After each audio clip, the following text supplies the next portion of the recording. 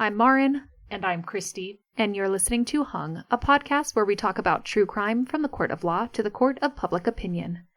Okay, so we have some exciting things coming up for us. We're actually cramming in a lot of recording this past 2 weeks, so we can be ready to go to CrimeCon. Woohoo, Vegas. Yeah.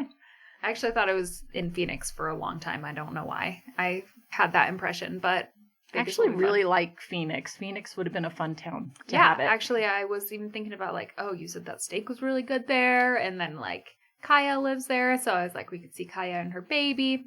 Nope. We're going to Vegas. Nope, we're going to Vegas, but this is our first time going to CrimeCon, so super excited to be able to go mingle with all of the other creepy people out there that like true crime. That's right. Yeah. I believe it was a Christmas gift from Dad to you, and then by extension to me. That's because right. I also got to tag along. So yeah, well, he did a second ticket with an unnamed person, maybe thinking that I would pick him, but no, no. Actually, I think he did put it in your name, but he was kind of like, well, you could take someone else, but it doesn't really make sense to take anyone else, honestly. No. Well, so, not that I wouldn't enjoy hanging out with him or other people that I love, but being there with you makes the most sense. Well, you didn't ask him to do a podcast with you, so, That's right. Yeah. This is Russ Faria, Ep.3. So welcome back for that. Let's jump in. Finally, Russ speaks for himself. Not literally, because he doesn't get on the stand, but this is where we hear what he told the detectives about his alibi and where he was. That is probably the closest to his own words. Do they enter his interviews in as evidence at all? They probably do. They didn't play any of them in court because the recording was 12 hours long and they only talked to him about 5 or 6 hours of that time. And he's like, we're not going to make the jury listen to all of that. But I imagine they probably entered into evidence. But do they have to say they're entering it into evidence at some point? Yeah, they would have to. I just don't recall if they said that or not. I don't really remember because they didn't play it. Whereas with the 911 call, it does say 911 audio played for the jury. So then you know for sure. But yeah, maybe I'll have to look that up. Yeah, I couldn't really find a lot of it. I could only find tiny clips and not really much. And apparently it was a lot. And I don't know. Yeah. I mean, what I've heard was that there wasn't really much variation from what he was telling them. So you would just really hear the same story over and over again. But, yeah. I mean, you could see his temperament and his, I don't know. Well, and I think, is the story consistent or is it changing in different versions that he's telling it? Okay, so let's get to the detectives that interviewed Russ on that first night and through the next day. So 2 detectives take him to the sheriff's office. One of them interviews him for approximately a 4-hour time period until he gets off at 4 a.m. And he's not interviewing him the entire time. He's kind of in and out. And then another detective takes over at 4 a.m. and he is interviewing him intermittently between 4 a.m. and 4 p.m. So a 12-hour time period where he says they're talking approximately 5 to 6 of those hours. So that's a long time. It is a really long time. Yeah. So Detective Merkel is our first witness. Okay, so he says when it comes to Russ's alibi, that Russ was able to give pretty exact times about where he was and what he was doing at those locations.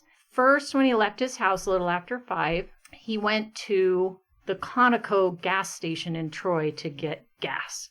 And he only put a few dollars of gas into his car. And he gets caught on video there. And then he stops at another gas station in Wentzville, UGas, and he buys a carton of cigarettes. And then he drives to Green's Country Store, which is a few miles away, and he buys a bag of dog food. And then he goes less than a mile away to another gas station, and he buys 2 bottles of iced tea. That is interesting. Yeah. I can't think of very many times I've stopped at a gas station more than once on a 30-minute drive. And these are the errands he's running? Correct. So the only errand he needed to run was picking up dog food. You know, none of those other things are actually errands. Now, we also said, too, that they also had just barely seen each other for Christmas, so... True.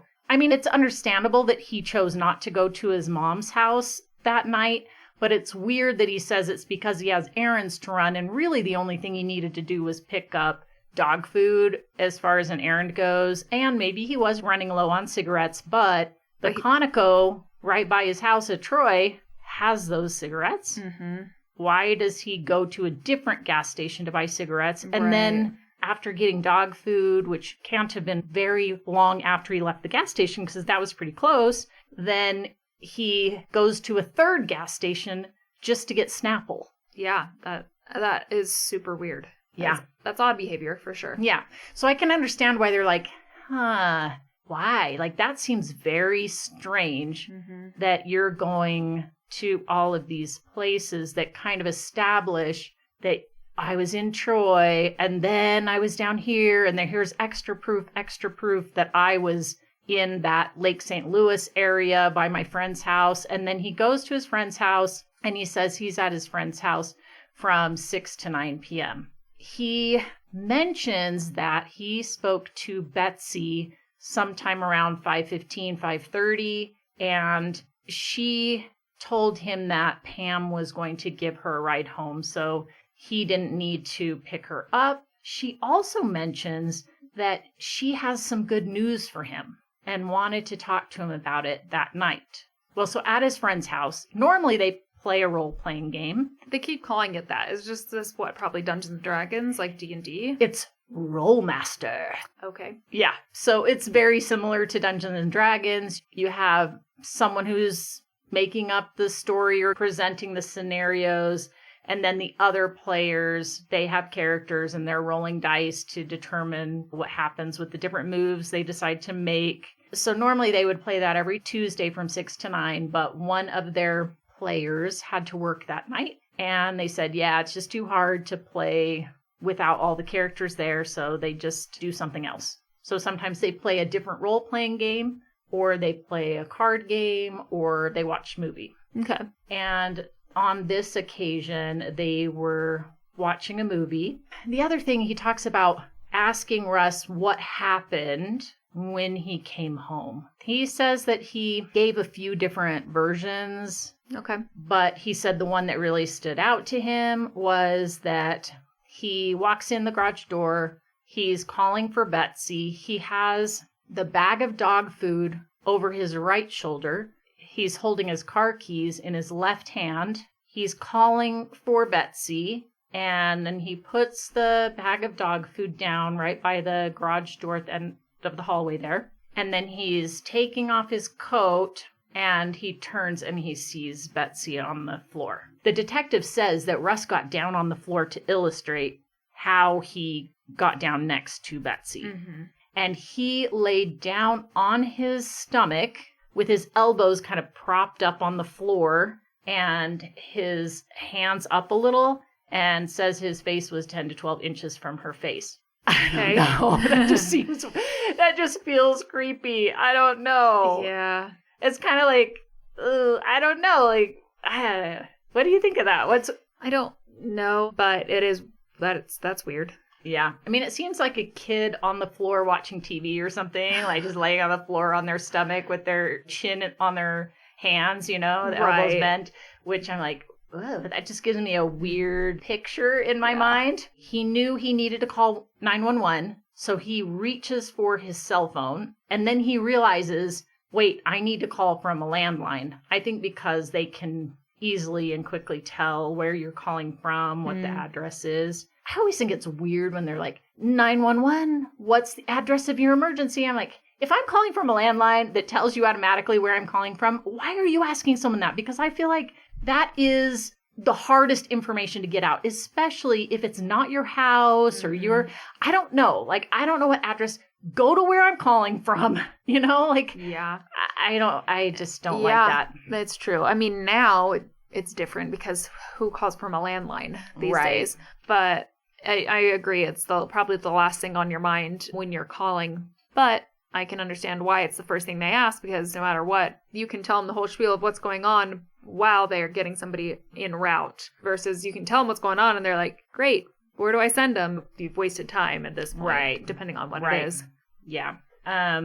So he goes into the kitchen to use the landline calls. You guys heard the 911 call, so we don't need to talk about that. But the detective asked him if he touched Betsy at all.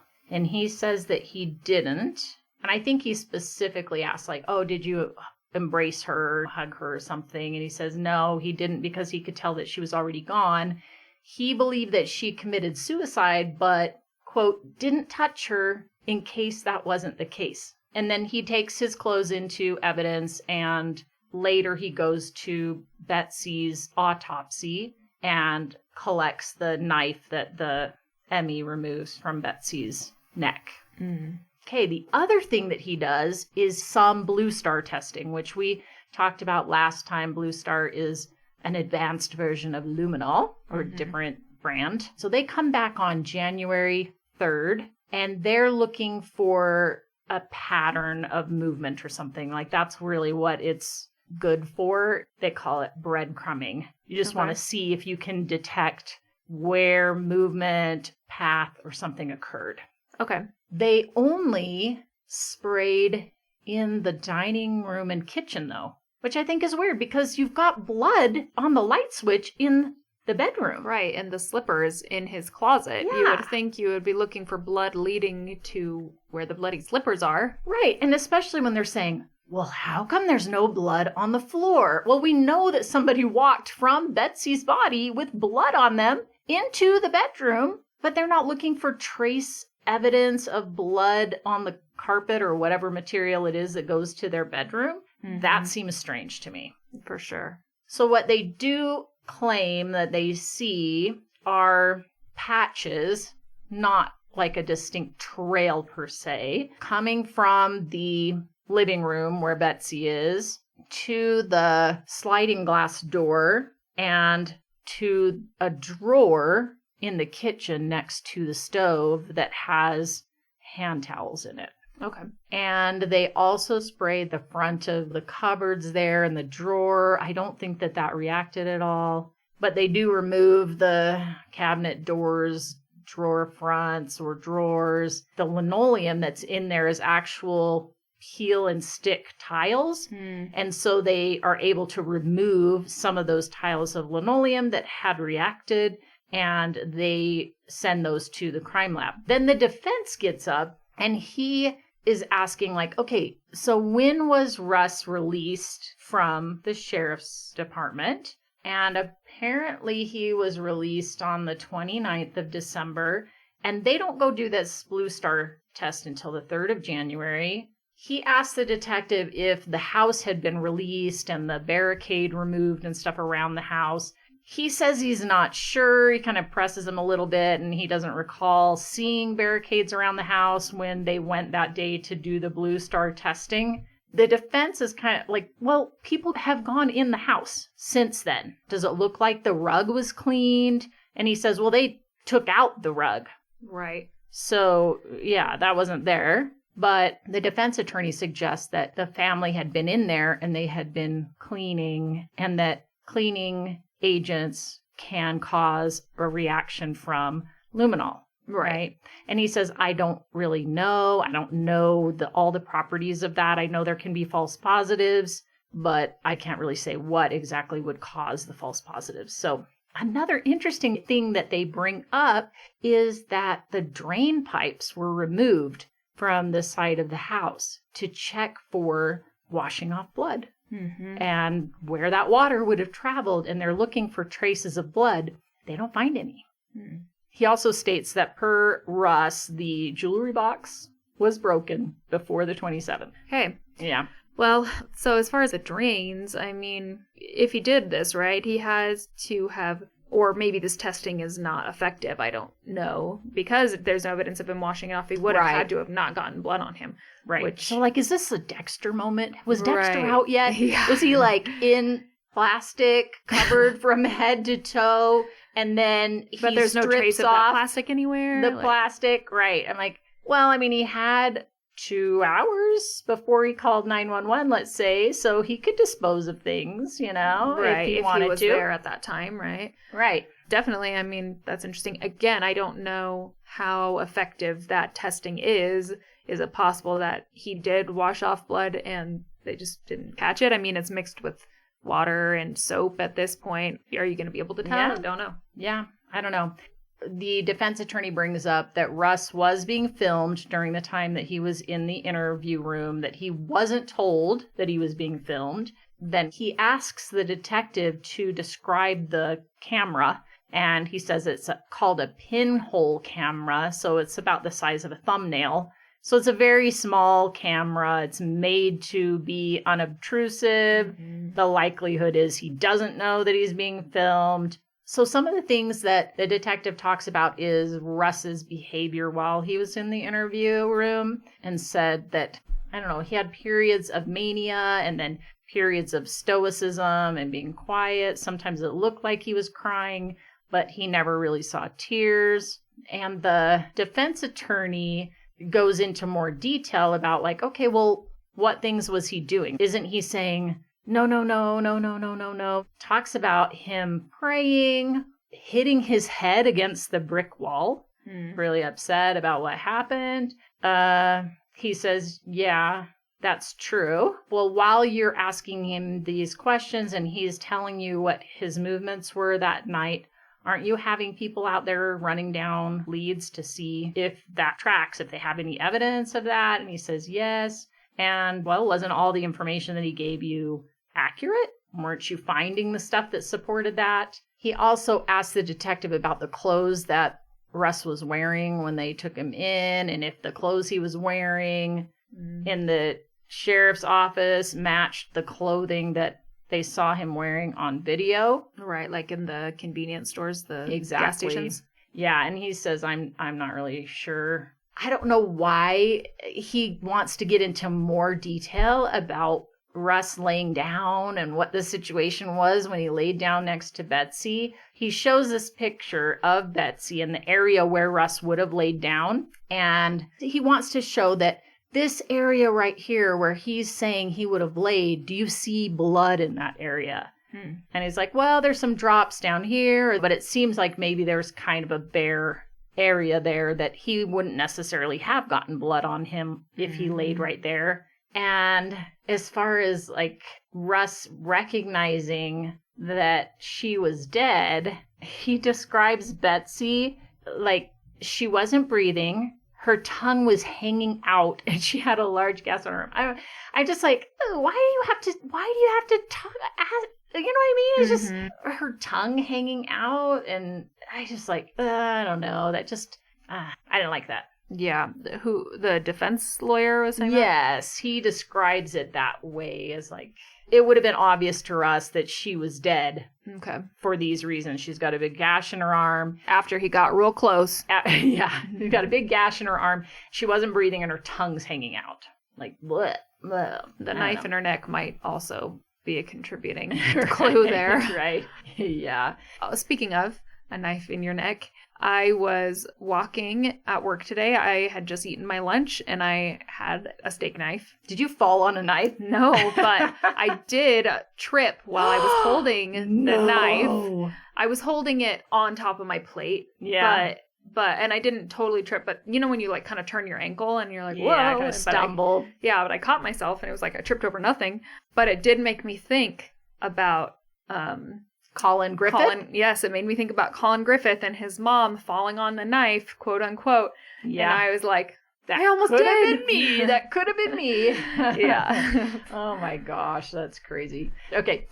So the prosecutor gets back up and asks about luminol, and isn't it more advanced than luminol? The Blue Star. Isn't Blue Star more advanced than luminol? And the detective's like, I'm not sure exactly. You're asking the wrong person, basically. Which does seem like maybe she was trying to get at that there aren't as many false positives, or it's better at identifying blood than the older version. But we don't know because he doesn't know. Right. It's like, I don't know, that's just what we use. Yeah. I was just doing my job. And the other thing that the prosecutor asks about is like, when you're in there and interviewing people and they're really emotional and they're crying, don't you sometimes, like, you have to go get them tissues because they've got to wipe or blow their nose, wipe their face? And he says, oh, yeah, definitely. And did you ever have to get any tissues for Russ?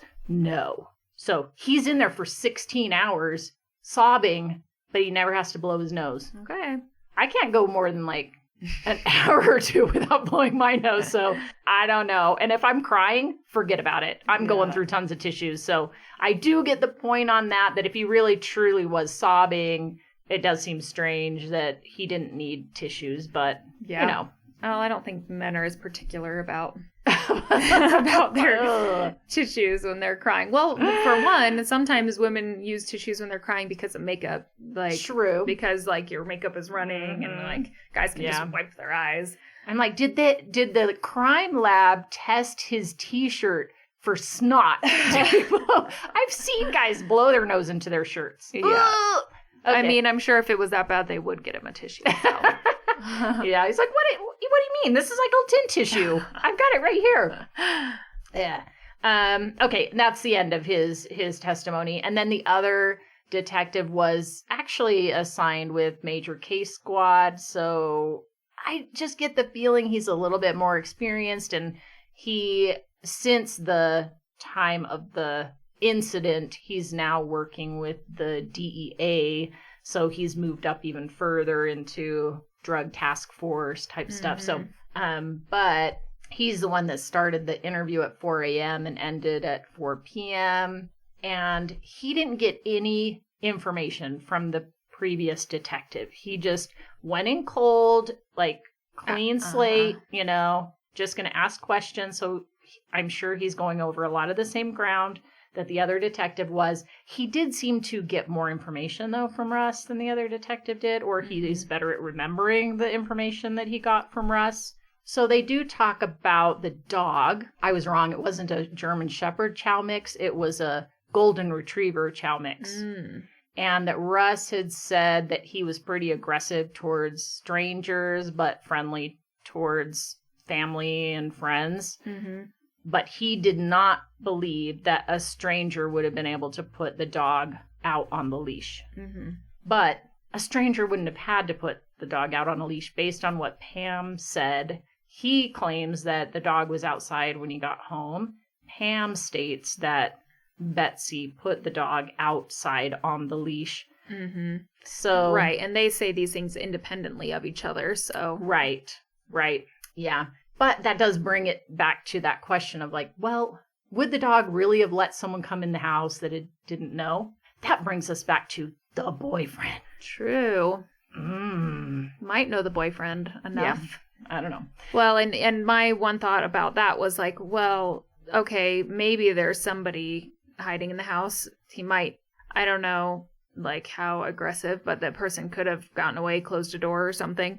And then Pam comes in, and that's a new person too. Like, doesn't seem like she spends a lot of time in the house. So would you notice or not? Would the dog still be indicating that someone else was in the home if also now a new person is just entered? You know? And we've all seen the shows, right? You throw a piece of meat in the door, or you know, something that you give them a treat or something that they're excited about, and they forget that they're supposed to hate you because now you seem like you're a friend because you're giving me treats, you know? So if you're aware of the fact that there's a dog in the home, maybe you're smart, because guess what? You were also smart about. You didn't get blood all over the house. Right.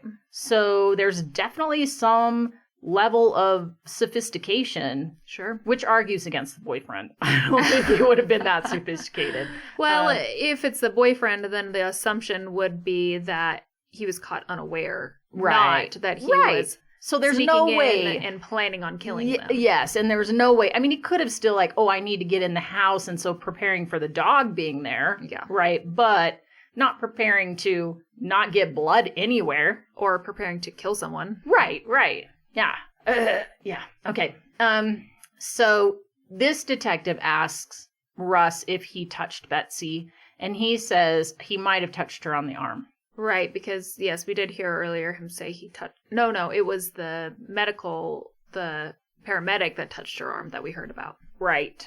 Yep. And he asked Russ numerous times throughout that 12-hour period what he believed happened to Betsy, and he stated every time that he believed it was suicide. So he says during the day, he worked from 7 to 5 down in the basement. He was wearing the shirt he currently had on. Instead of his jeans, he was wearing black shorts, and he was wearing his slippers because it gets cold down in the basement. Which I'm like, why weren't you wearing the jeans? Because you're just keeping your feet warm, but not your legs. Bad circulation, maybe. I guess.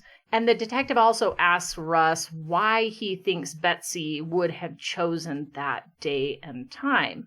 And Russ says... Especially after, I have some good news for you. Right. I'm dead. Yeah. You're about to come into some money. Yeah, I'll tell you when you get home tonight. Yeah. I'm like, that's one way to tell him, I guess. Right. Yeah. Yeah. So he said, well, because she knew I would be gone, but that also...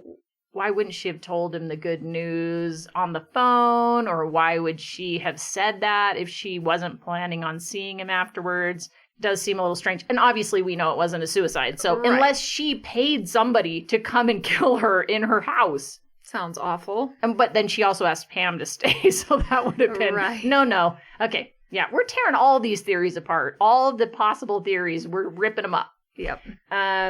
So he says that they watched Conan and started the road, but it was boring, so everybody left. Mm-hmm.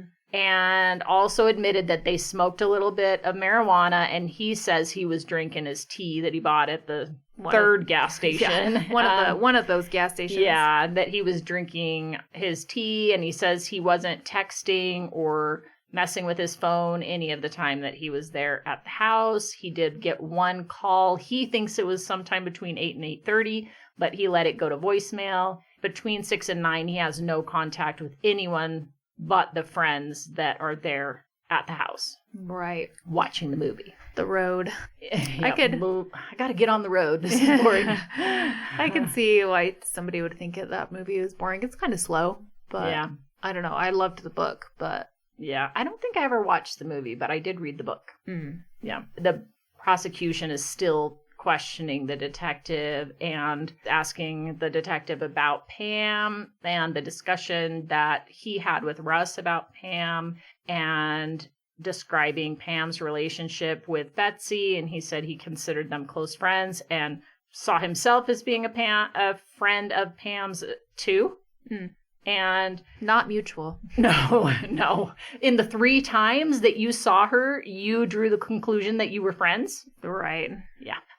So he also asked him, how do you think Pam would describe your relationship with Betsy?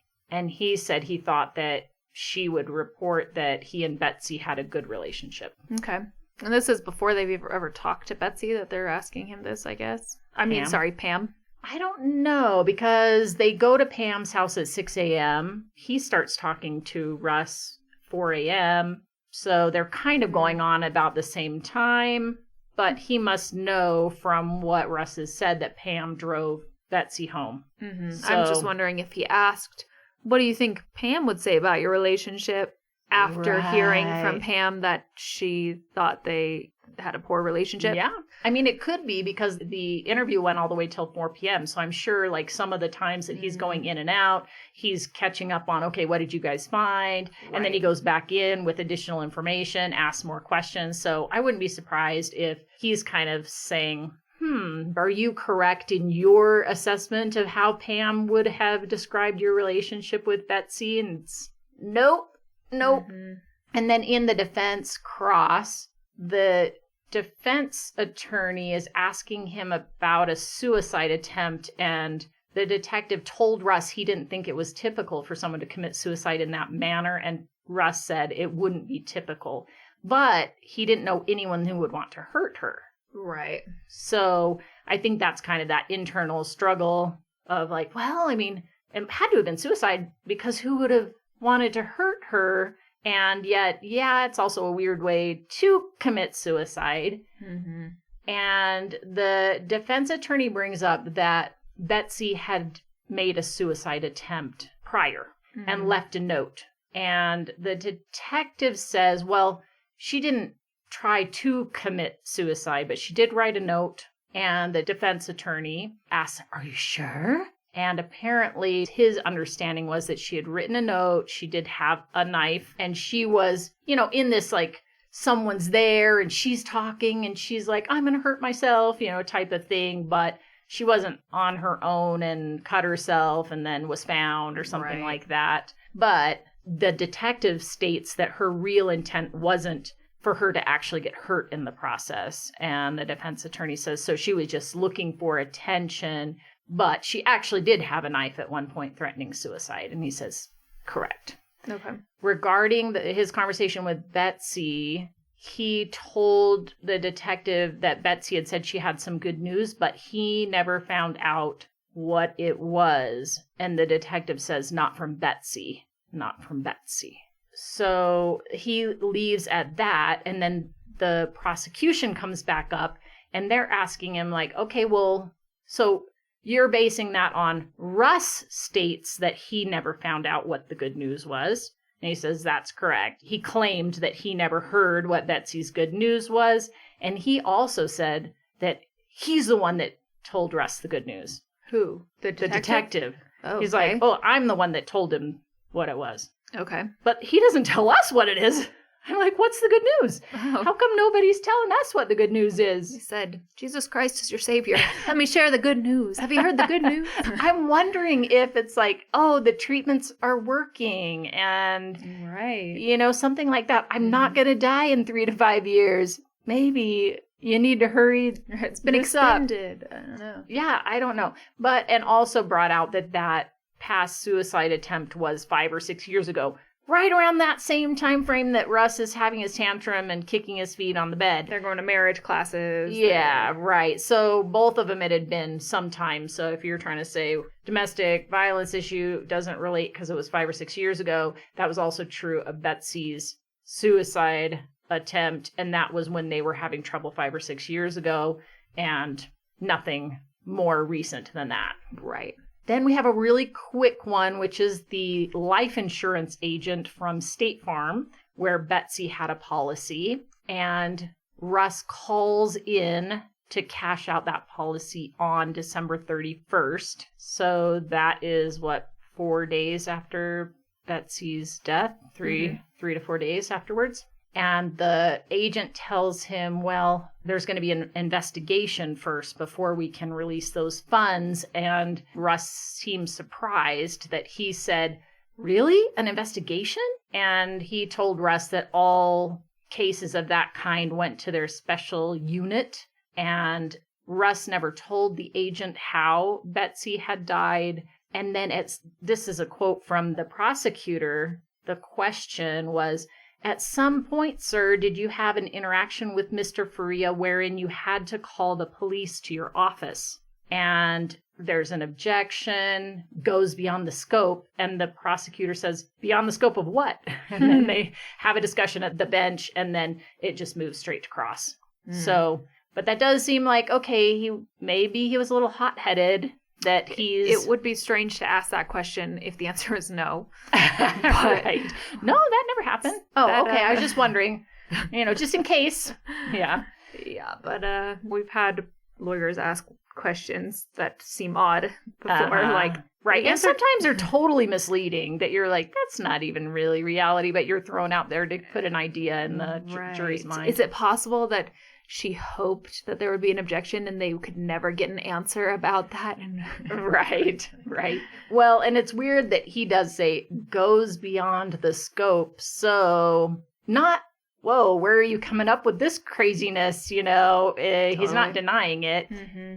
But the defense brings out that it was the funeral home that had suggested to Russ that he contact the insurance company to get money to pay for her funeral. Sure. But you would think the funeral home would realize that if someone was murdered, they're probably not going to release the funds without an investigation. But yeah, well, maybe they're not used to dealing with that. Right. Maybe they're used to dealing with death of natural causes or illness or old age, you know. Yeah. And then the defense also brings out that Betsy had that policy since 2001, and Russ has always been the beneficiary on that policy. So the good news, I'm taking you off my policy as my beneficiary. Congratulations. And then there was another member of the major case squad, and he was the one that analyzed cell phone data.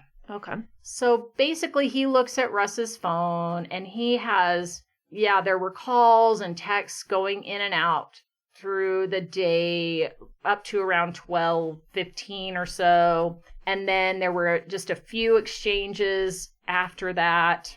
And then there was a call that came into Russ's phone at 8:57 p.m. So that would have been a few minutes before he left Mike's house, his friend's house. The thing that the prosecution wants to bring up is that during that 3-hour window, there's no interaction with the phone at all. There's no text messages being sent. There's no anything, right? And so it's quiet. You don't know really what was going on with that phone. He wasn't interacting with it. Right. Yeah. And that call at 8:57 was from Betsy's mom because she was worried about Betsy, and she'd left a voicemail for Russ. Because Pam called Betsy's mom. Yes. Saying, Betsy didn't pick up my phone call. I'm worried about her. Yep, exactly. 20 minutes after she left her. Yeah, and that he said there was evidence that Russ called his voicemail to listen to the message. So there was 30 seconds after the call came in. But the defense, they get up and say that the incoming call was at 8:57 and 27 seconds.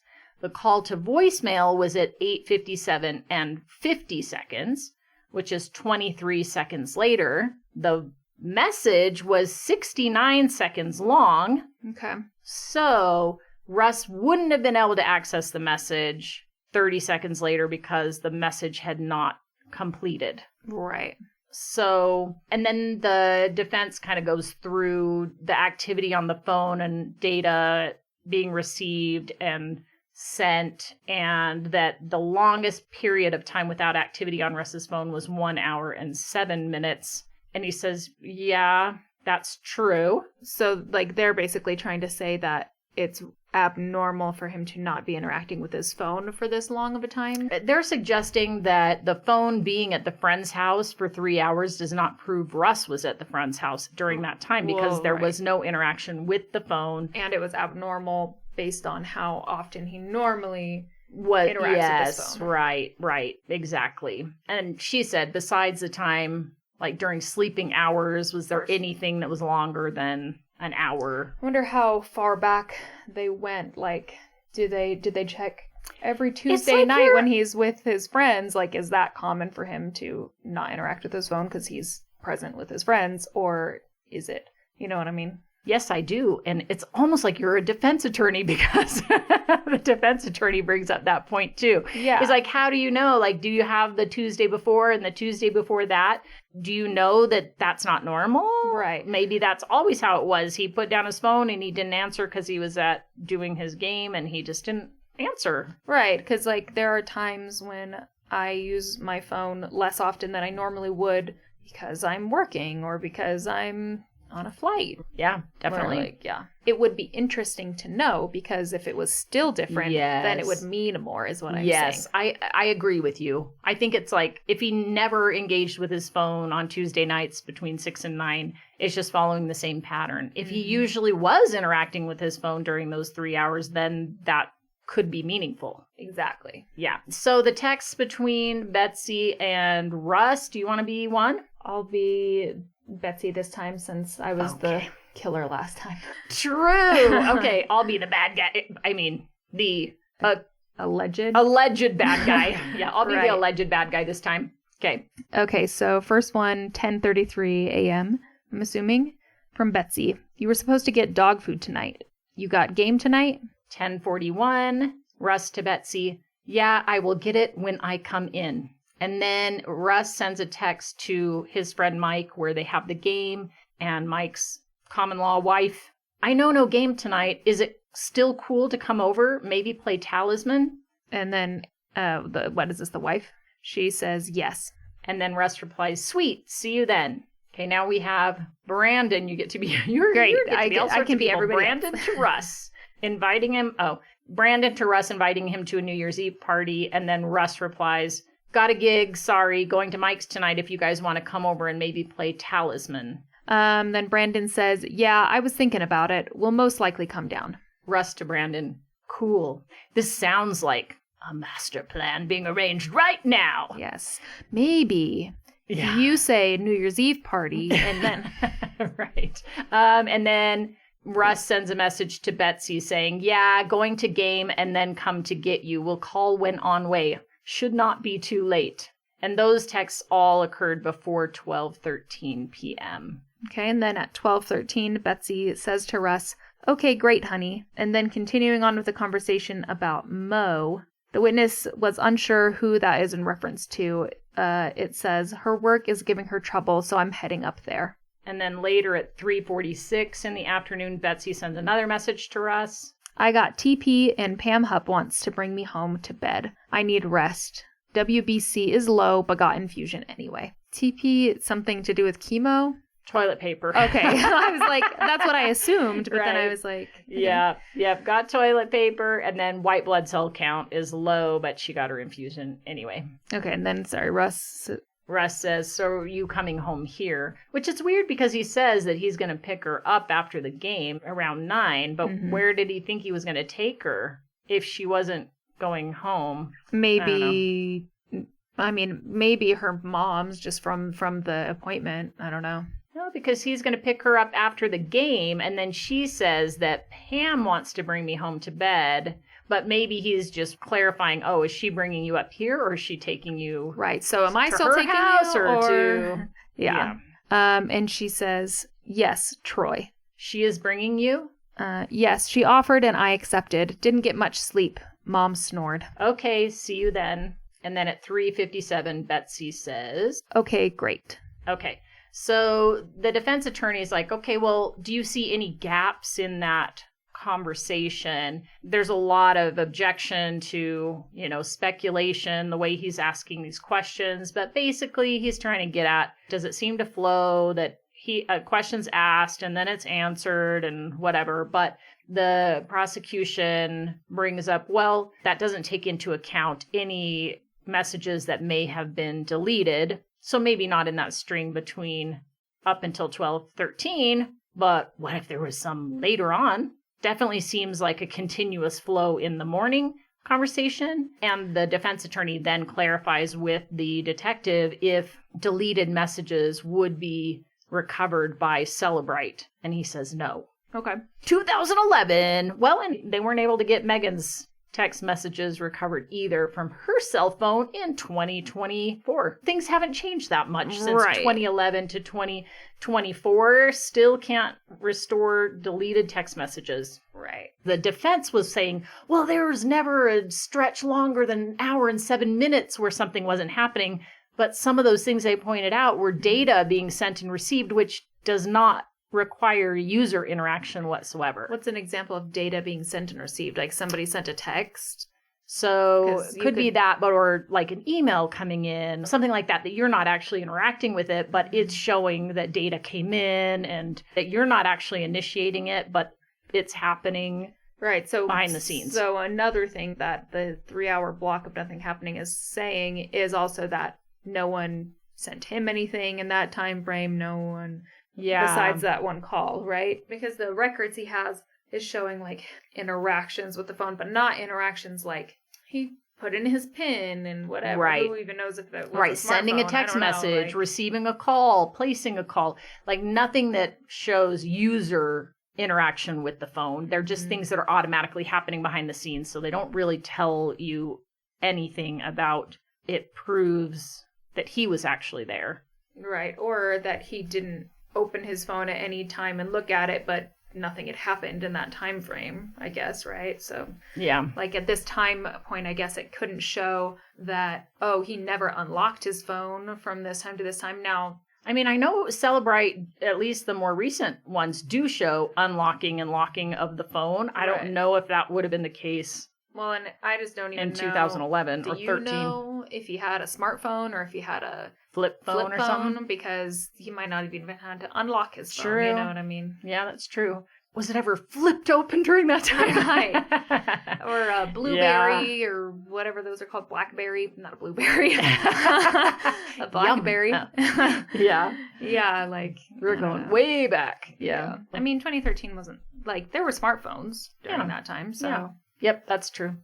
Because I think I got my first smartphone when we were in Florida the first time, which would have been 2008 to You didn't have a smartphone 11? In the beginning of our time in Florida, for sure. No, during that time. So, yeah. Okay, the final recross points out what Marin did, that they don't have any data from the previous Tuesdays. And then they close it there. Well, so, again, that's basically just saying it's not insignificant, not like, well, you have to throw it out then because you don't have data from the other Tuesdays, but we just don't know if it's actually abnormal. Right. Or not. Yep. If it was like he was home, is claiming he was like home all night that day, and then you can more easily compare it to other times when he's home all night and it's just another day, but it is a day when you're specifically interacting with people. Yeah, and they only get a warrant for, I think, the 3-day time span or something, so they don't get much data, and I don't know if there's a reason that they weren't approved to get additional information, but right, or they maybe didn't even think about it. And the last thing the defense brings up in this chunk of questioning is creepy Pam. You know, that Russ had already offered to bring Betsy home, but Pam, she's inserting herself and she's taking Betsy home instead. You're gonna get in trouble for being a good friend, is what it sounds like. Yeah, so then we have the crime lab tech who does the DNA analysis on the evidence that was submitted to the crime lab. He tests the slippers, and the blood on the slippers did belong to Betsy. And then on the inside of the slippers, he also tested, and that came back as Betsy's DNA and Russ's DNA. And then they also found that... Thinking of my foot DNA. Yeah, exactly. Your foot sweat, your foot cells. He also tested the handle and the blade of the knife, hoping to get some sort of DNA from someone handling the knife. But the only DNA that they could find was Betsy's. And he did say because of the overwhelming amount of Betsy's blood, that sometimes that can just cover the likelihood that you're going to get anything else picked up. Which makes sense. When you're just swabbing a little area, you're not testing all of the blood that was on the knife, and then maybe you could find something. Yeah, or if they're swabbing the areas most likely that somebody would be holding it. I don't know. Yeah. But I feel like it could be anywhere on that handle. I don't know how that works though. So. Yeah. I mean, there was that area that we said looked like a palm print, so you'd think, and that's probably an area that they tested to see if maybe they could pick something up. He also tested the switch plate, and it did come back as Betsy's DNA and male DNA, but they didn't have enough DNA to be of comparative value. So they couldn't include or exclude anybody with the information that they had. And then he did also test the swabs from Betsy, like a rape kit type of thing, and it was Betsy's DNA, obviously, and Russ. And Russ had claimed that they had last had intercourse on Christmas evening, which would have been Sunday night. Okay. And then the swab was collected on Wednesday. He would expect to be able to get DNA results up to 72 hours after intercourse, and this was about 70 hours. And the prosecution wanted to, like, well, what if they were showering or they were walking around, they're doing this? Does that make it less likely that you'll get DNA? And he said, well, it just depends. Yeah, there's too many factors. I can't really say, but we do get DNA, 72 hours after in many instances. So that's not surprising. And they did genital combing as part of the rape kit, and there was one foreign hair, but it was animal hair. So nothing that was of any value. He also processed Russ's clothes and said that there were no bloodstains detected on any of his clothing with the exception of one sock. I was like, the sock that matches the slipper that has blood? But how does the sock match a slipper? Well, that he was wearing the sock with his foot in the slipper, and then there's blood on the side of it. Does the blood seep onto the sock where he's wearing it, I see. Yeah. But it was not consistent with human blood. So it must have been with the dog kicking episode or something. I don't know. I mean, I don't know what happened with the dog. But yeah, so he had some other... Dog kicking. He had some other blood. When he was cleaning his hunting kill or fish or I don't know. Right. Which I can just tell you right now, I looked to see if I could find anything about the dog incident. And no, nothing. But I think it's also because there's also a dog involved in more of the meat of this. Yeah. And so that's all that's coming up, and nobody's talking about that I could find. So yeah, that makes sense. Yeah. If that changes, I'll let you know during. But for now, I'm like, well, couldn't find anything. So he does say that he can't tell how old the blood was or how it got there. He also tested fingernail clippings from Betsy, and they found, so if you listened way back to Casey Anthony, we described alleles, right? Mm-hmm. And they have to find between 9 and 13 alleles to have it be meaningful, and everyone has 2 alleles at each spot, one from mom, one from dad. And these are components of DNA. Yes. And so they found 1 allele. So from one spot on the DNA, they found 1 marker. So either the parents of that individual both have the same marker at that spot, or they just got 1 marker. And this was from the fingernail clippings? Yes. Oh, okay. Yep. So from her right hand. And they said, yeah, you can't tell anything from that at all. Like the information is minuscule. I mean, it's just negligible. Yes. It doesn't mean anything. I mean, I guess you could say, does it match an allele that Russ has or not? But it's also insignificant because just going around picking things up, interacting with people, like having a single allele under your fingernail, that could come from anywhere. If you were actually scratching someone or something, you're going to have more than 1 allele under your fingernail. So I put a note on there, like, this is likely picked up from somewhere and not associated with the incident, because there would be more information there if that were the case. And then he says he agrees with me. I was like, yes, okay. Yeah, and so in the house, everything, so he also tested Betsy's t-shirt. So of course there's lots of blood on the shirt, but they're not testing that. Right. There's an area on the t-shirt that looks like someone grabbed it and maybe twisted the shirt, like pulling her back or something. And so they wanted to test that area to see if they could pick up touch DNA from the attacker. Mm-hmm. And so he swabbed that area, and he wasn't able to find anything besides Betsy's DNA on there. But he does ask him, well, if Betsy's pants had been submitted, would you have been the one to test them? Yes, it would have been me. He states the pants were not submitted. But in the back and forth between the prosecution and the defense, it was kind of brought up like, well, we don't test everything that comes in. And if something is obviously blood and we've got blood all over, we're not testing that. Without a specific reason, we know her blood's on there. So right. If there's some indicator that maybe there's something of value from an area, then we test it. But it comes down to, well, what about that paw print? Have we proven that it was in blood or mud? Right. And if they thought it was significant, they probably should have tested that to see if it really was her blood or not, because that's significant because the dog was outside the entire time. Right.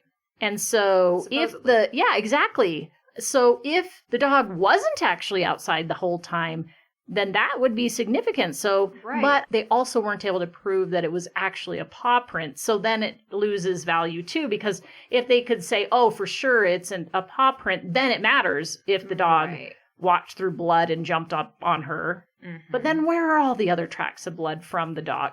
Right. So, I don't know. And then the defense attorney asks about known samples that the tech was provided with, and he suggests that they only submitted 2 known samples, that of Betsy and Russ. And he says that he also had a sample from Mike Hillman.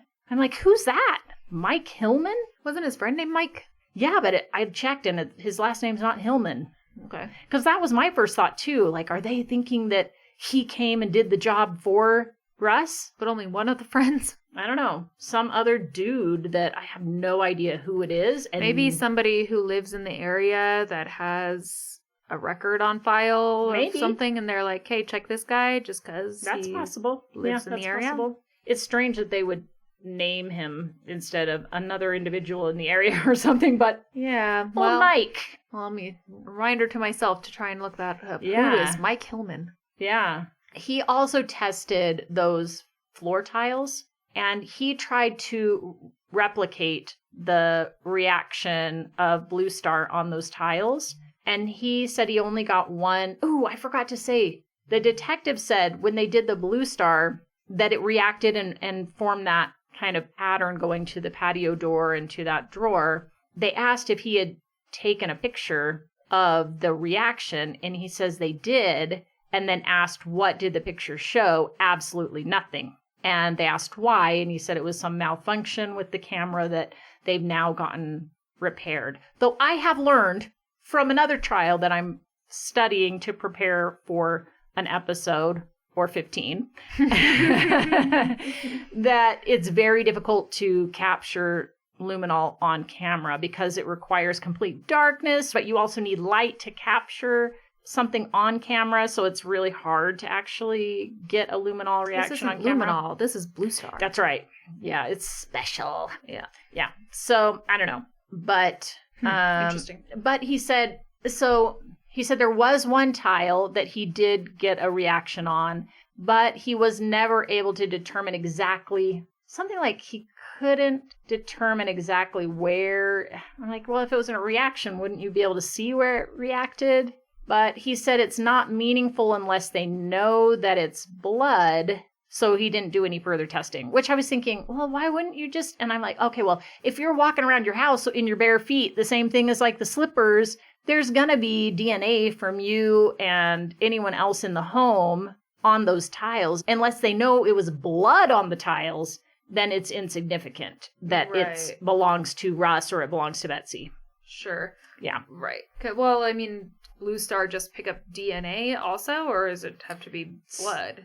No, so you wouldn't just have blood everywhere from walking around on your bare feet. No, and that's why they don't test it if they can't, like if they can't see a specific strong reaction in an area, it's a positive presumptive test for blood, then like they only test that area that reacts, and he wasn't actually able to get the same reaction. And I don't know if it was just, he did talk about how like because it had already been treated with Blue Star, that kind of dilutes it and it kind of spreads out. And so then he tries to duplicate those results, and, you know, it just gets more and more diluted. And so he wasn't able to really figure out an area to test on that, because cleaning materials and plant materials and all of that can also react. Yeah. And then we have Betsy's mom, and she's the final witness for the state. Mm. And weird that she didn't testify in the beginning, like with all the other family. I think they wanted to do it after the alibi stuff came out and the timing of her call and why she called. I did kind of wonder about that too. Actually, I felt like she was a pretty solid witness. The prosecutor asked her about her presence in the courtroom during the trial and being exposed to the crime scene photos of Betsy, which I think that's got to be the worst thing. Mm-hmm. And she says, I put my head down. I didn't want to see them.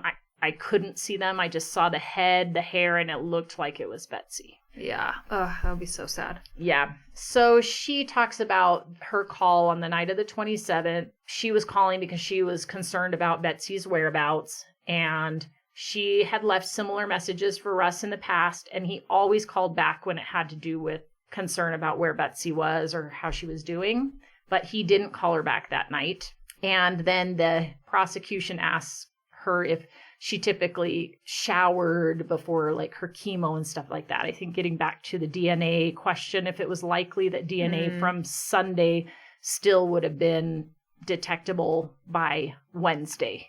I don't know, but I guess my thought is like, well, when I shower, I'm not getting all deep up in there. I don't know what. Okay, well, so I should clarify that there was a vaginal swab and that came back with Russ's DNA and Betsy's.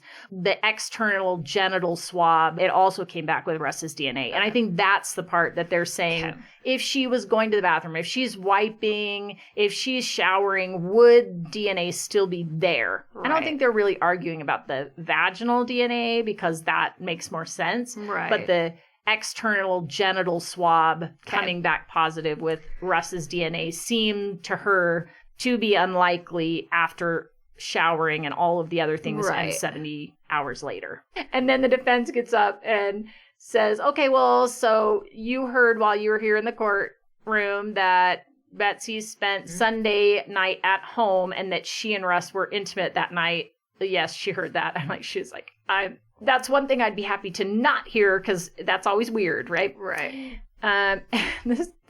This attorney, he just makes me laugh. It's very similar to a question that he asked one of the girls. He says, Betsy was wearing a certain amount of clothes that day, right? A certain amount. Do you remember when he said that she had a certain amount of time left to live or something like that? I don't know. It's just like she was wearing a certain amount of clothes that day. Yeah. And her mom says, I hope so. What is a certain amount of clothes?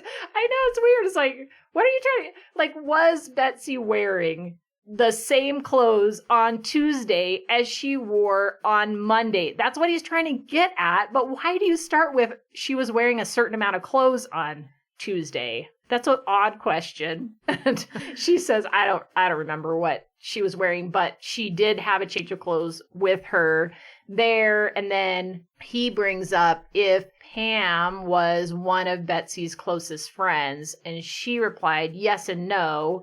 Well, yes, I guess this past few years that they had gotten closer with all of her cancer stuff. She says the reason that she called Russ that night is because she didn't know where Betsy was, and Pam had called and said she was concerned. I'm like, wait, okay, well, or is she wondering if Betsy left the house? Because Pam left her at the house, so she doesn't know where Betsy was, is what she says, and that she tried to reach her, and she didn't know where she was or why she wasn't answering. Where she was. Yeah, where she was. Okay. Yeah, so Pam had called Janet.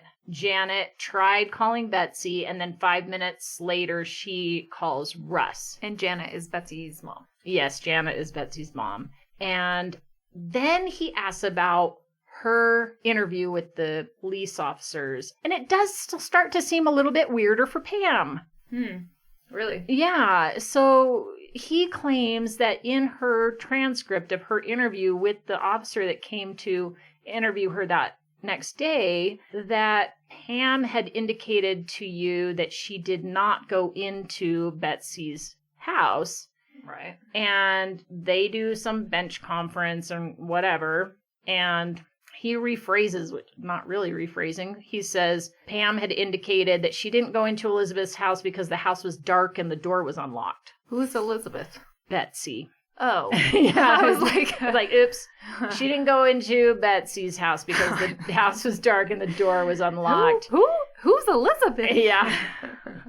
She said she doesn't remember saying it, but she wouldn't have made something up. If that's what it says in the transcript, then that's what she would have said.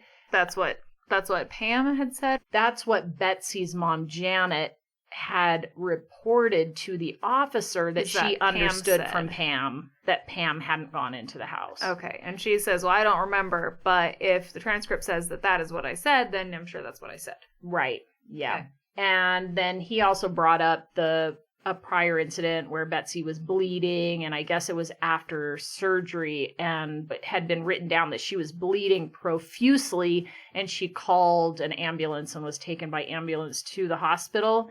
And she says, yeah, that happened. So I think they're kind of suggesting that maybe that's how the blood got on the slippers, because she had this other prior profusely bleeding situation that blood could have gotten on there. Yeah, but you think Russ would say that. He would remember if a bunch of blood got on his slippers. He would have been like, well, yeah, I know that looks bad, but that happened from this other time. Right. Well, and I would say... And I didn't wash them.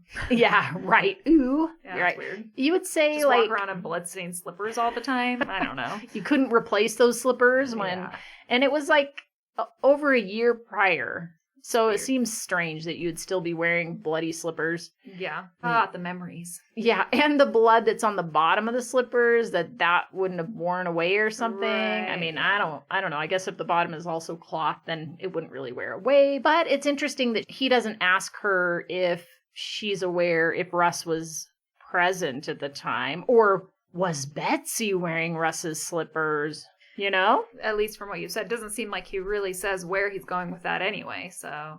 No. There's suggestion, but he doesn't directly say, so blood could have gone on the slippers at that time. He just points out that there was another incident where she was bleeding a lot, and then just kind of leaves it at that. I guess could be like the blood in the kitchen, if like the luminol testing. Yeah? Could have happened in the kitchen. Yeah, well, I should have said this earlier, but the defense is suggesting that was cleaning supplies that were making any of those marks on the floor. It was never blood to begin with, and that they were never able to prove that it was blood. And the one place that it went to was the drawer with the towels, which would make sense if you're engaged in cleaning of some sort. I'm going to assume that this was said in court, because I feel like I heard that this was one of their points, but did either prosecution or the detectives that are talking about this, did they ever kind of try to insinuate that only somebody who knew the house would go right to that drawer? Probably. Like, if you're going to one specific drawer and you're going...